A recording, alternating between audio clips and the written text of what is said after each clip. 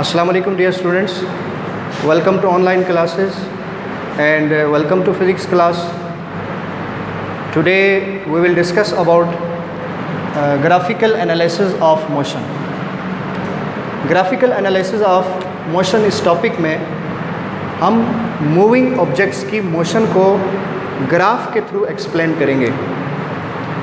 For example, एक body constant speed से move कर रही है तो उसके ग्राफ की नेचर कैसी होगी. अगर एक बॉडी वेरिएबल स्पीड से मूव करती है तो उसके ग्राफ की नेचर कैसी होगी. और अगर एक बॉडी कुछ डिस्टेंस ट्रैवल करने के बाद स्टेशनरी हो जाती है उसके ग्राफ की नेचर कैसी होगी. इन चीज़ों को हम ग्राफ के थ्रू एक्सप्लेन कर सकते हैं. सो बेटा, सबसे पहली चीज़ जो आपको समझनी है वो व्हाट इज़ ग्राफ. पहले आप ग्राफ को समझेंगे कि ग्राफ क्या है. तो ग्राफ की डेफिनेशन बहुत सिंपल है. Graph is A pictorial way which represents the relation between different quantities. Graph is A pictorial way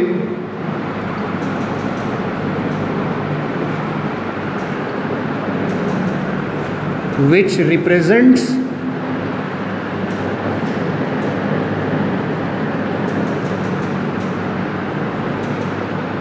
relation between different quantities.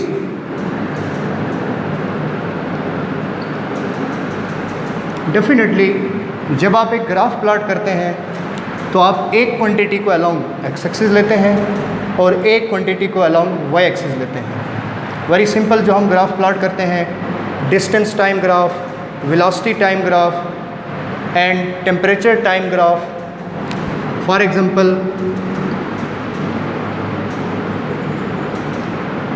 हम यहाँ पर कुछ ग्राफ ले लेते हैं.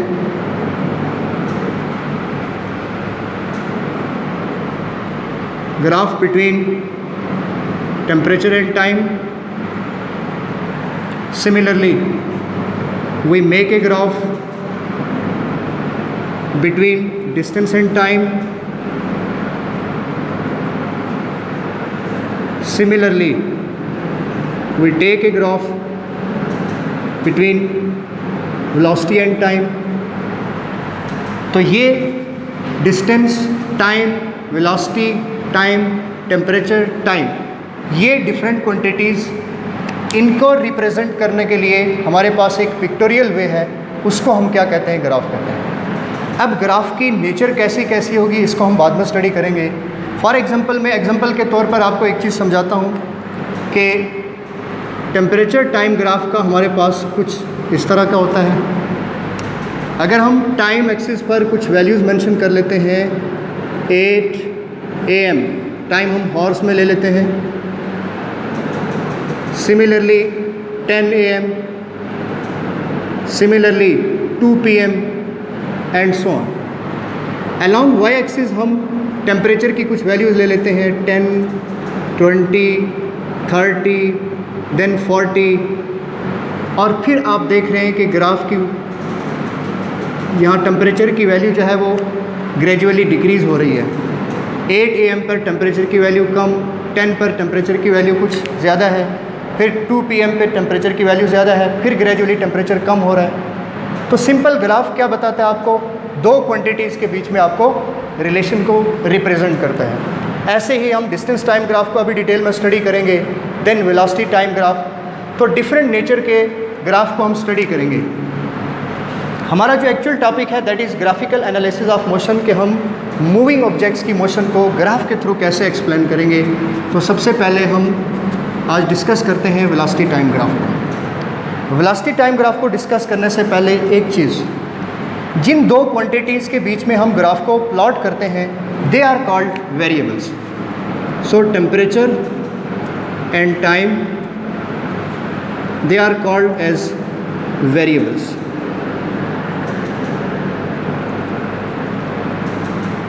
अब जब हम टेम्परेचर और टाइम के अक्रॉस हम ग्राफ प्लॉट किया हमने, तो इसमें टाइम को हम इनमें से एक को हम इंडिपेंडेंट क्वांटिटी लेते हैं और दूसरे को हम डिपेंडेंट क्वांटिटी लेते हैं। सो time is here independent quantity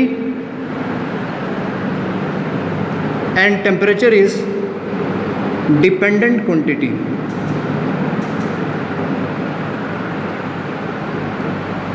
conventionally जो इंडिपेंडेंट क्वांटिटी होती है उसको हम अलोंग एक्स एक्सिस लेते हैं और जो डिपेंडेंट क्वांटिटी है उसको हम अलोंग वाई एक्सिस लेते हैं। ये दो बातें आपने याद रखनी है। अब हम आते हैं डिस्टेंस टाइम ग्राफ की तरफ।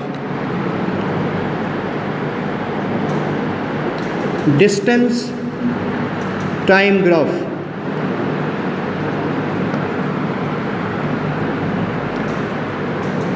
first one, when object is at rest,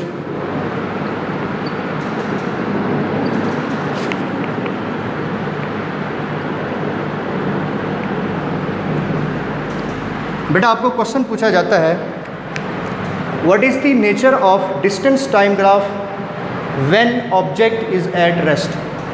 distance time graph की नेचर क्या होगी जब एक ऑब्जेक्ट रेस्ट पे होगा। तो हम थोड़े से कंफ्यूज हो जाते हैं कि जब ऑब्जेक्ट रेस्ट में है तो फिर उसका डिस्टेंस टाइम ग्राफ कहाँ से आया, फिर उसका डिस्टेंस टाइम ग्राफ कैसा होगा। तो बेटा बेसिकली जब कोई बॉडी कुछ डिस्टेंस मूव करती है, कुछ डिस्टेंस मूव करने के बाद जब वो स्टेशनरी हो जाती है तो उस वक्त हम उसका ग्राफ प्लॉट करते हैं। अभी मैं एक ग्राफ प्लॉट करता हूँ, उस ग्राफ से आपको वो चीज़ क्लियर हो जाएगी। फॉर एग्ज़ाम्पल आप एक डिस्टेंस टाइम ग्राफ लेते हैं।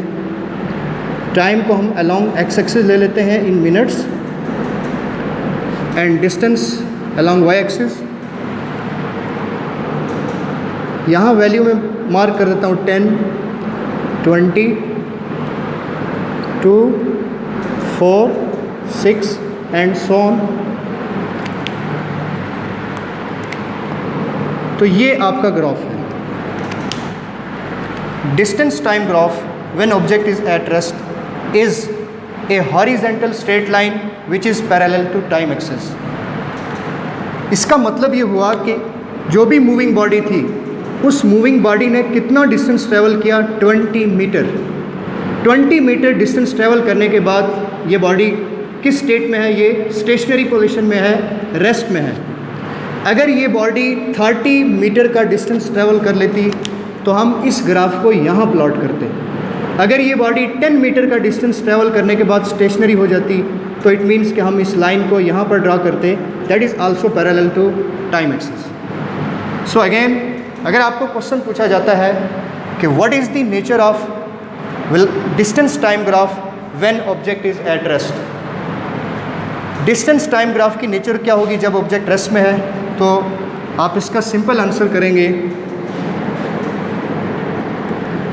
a horizontal straight line, a horizontal straight line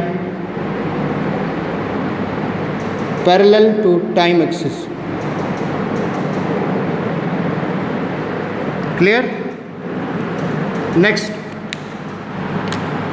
draw a distance time graph when object is moving with constant speed। Second number पर हम देखते हैं when object is moving with constant speed.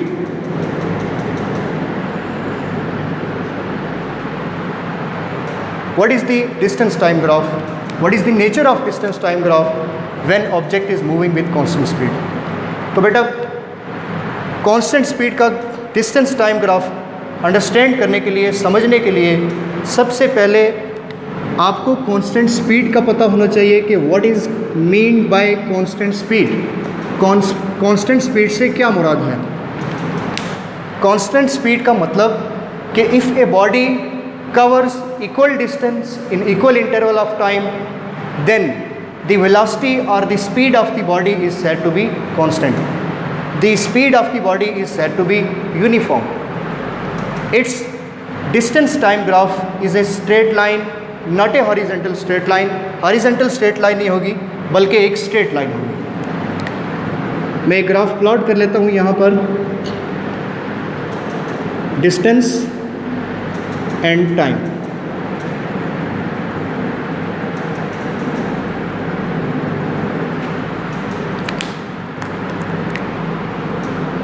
ये आपके पास constant speed का graph है। यहाँ आप वैल्यू ले लेते हैं 5, 10 एंड 15। वाई एक्सिस के अलॉन्ग हम यहाँ पर कुछ वैल्यूज़ मेंशन कर लेते हैं। 10, यहाँ पे मैं वैल्यू मेंशन कर देता हूँ 20, वैल्यू हम मेंशन कर देते हैं 30 and then 40, 50 and so on. अगर मैं इन पॉइंट्स को आपस में मिला लेता हूँ यहाँ पर, सिमिलरली एट 10, एट 15, मैं इसको लिखता हूँ पॉइंट ए, इसको मैं मेंशन कर देता हूँ point C. A C line represents the slope of graph and the slope of graph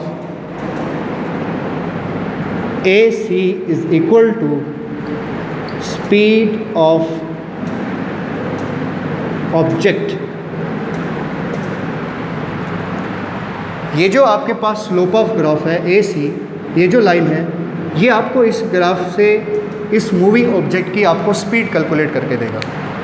अगर मैं इस पर यहाँ पर कुछ पॉइंट्स को नाम रख देता हूँ, for example this is P, this is Q and this is R and this point is S, तो हम इसकी स्पीड कैलकुलेट कर सकते हैं। यहाँ पर speed V is equal to, यहाँ पर हम कैलकुलेट करते हैं ए सी स्लोप पर, that is RS divided by PQ। Value कितनी हमारे पास 30 मीटर, और ये वैल्यू आपके पास 5 to 15 दैट इज़ 10, और ये आपका रिजल्ट क्या आया 3 मीटर पर सेकेंड। सिमिलरली अगर आप 1 by 1 पॉइंट ए पर, बी पर और सी पर, हमने तो स्लोप से इसकी स्पीड कैलकुलेट की, that is A C line से। अगर हम ए पर इसकी स्पीड कैलकुलेट करते हैं तो हम क्या देखते हैं कि ए पर बॉडी का जो ट्रेवल डिस्टेंस है दैट इज़ 10। टाइम कितना है, 5। 10 by 5 दैट इज़ 2। सिमिलरली आप सी पर कैलकुलेट करेंगे, हम इसको यहाँ कैलकुलेट कर सकते हैं, 20 पर कैलकुलेट कर सकते हैं, किसी भी पॉइंट पे हम इसको कैलकुलेट करें तो हमारे पास रिज़ल्ट कैसा आएगा, सेम। इसके बाद हम आते हैं दूसरे ग्राफ की तरफ, that is when object is moving with variable speed. But इसमें एक चीज़ आपने याद रखनी है, जब भी आपको क्वेश्चन पूछा जाए कि what is the nature of distance time graph when object is moving with constant speed, then this nature of distance time graph is a straight line, not a horizontal straight line. Now when object is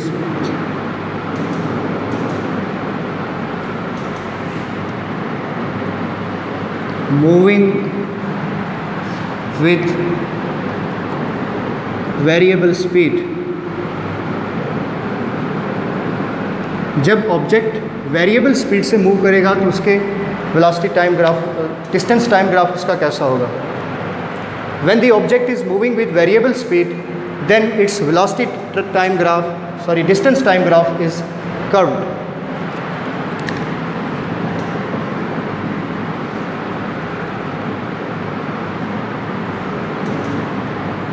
ये आपके पास एक variable speed से move करने वाली body का distance time graph है, d along y axis and time along x-axis.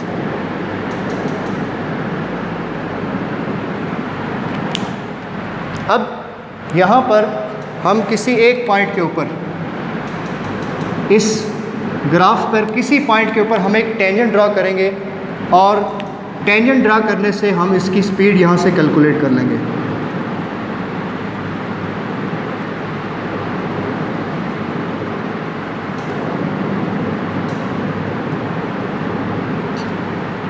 Five 10 15 similarly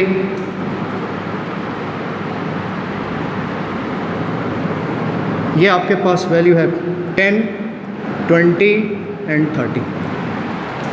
what is variable speed? Variable speed क्या होती है? वेरिएबल स्पीड हम किसे कहते हैं? तो answer is if a body does not cover equal distance in equal interval of time then the velocity of the body, speed of the body is said to be variable. अगर body equal distance equal interval of time में travel नहीं कर रही तो body की speed क्या होगी? Variable होगी। So the speed of the moving object can be found by drawing A tangent at point P। जो पॉइंट P के ऊपर हमने टेंजेंट ड्रा किया है, इस टेंजेंट को ड्रा करने से हम इसकी स्पीड कैलकुलेट करेंगे।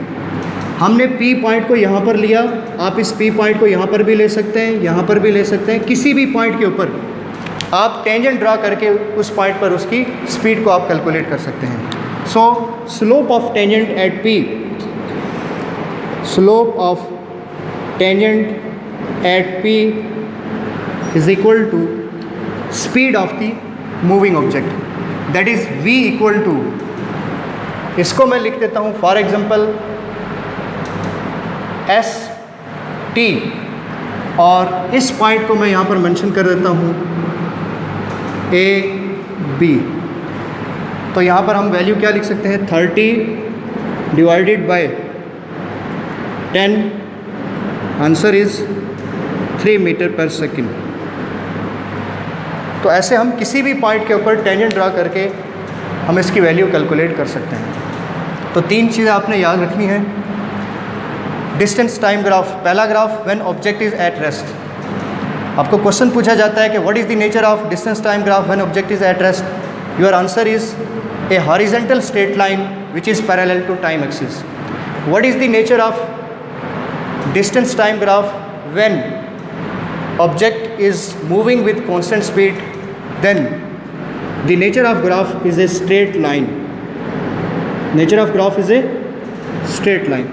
Similarly, when object is moving with variable speed, what is the nature of graph? The nature of graph is curved. So this is all about the lecture. इस lecture में हमने 3 चीज़ों को स्टडी किया कि एक, अगर बॉडी रेस्ट में हो उसका ग्राफ कैसा होगा, अगर कांस्टेंट स्पीड से मूव कर रही है कैसा होगा, और अगर बॉडी वेरिएबल स्पीड से मूव कर रही है तो उसके ग्राफ की नेचर कैसी होगी। तो यूँ हमने ग्राफिकली एक मूविंग ऑब्जेक्ट की मोशन को एनालाइज किया, उसको हमने एक्सप्लेन किया कि कांस्टेंट स्पीड के साथ मूव करेगी तो ऐसा ग्राफ होगा, और वेरिएबल स्पीड के साथ मूव करेगी तो ग्राफ की नेचर कर्व होगी, और अगर कुछ मूव करने के बाद बॉडी स्टेशनरी होती है तो उसके ग्राफ की नेचर हॉरिजॉन्टल स्ट्रेट लाइन होगी। So this is all about the lecture. Next lecture तक अल्लाह हाफिज़, अपना बहुत सारा ख्याल रखिएगा। Thank you.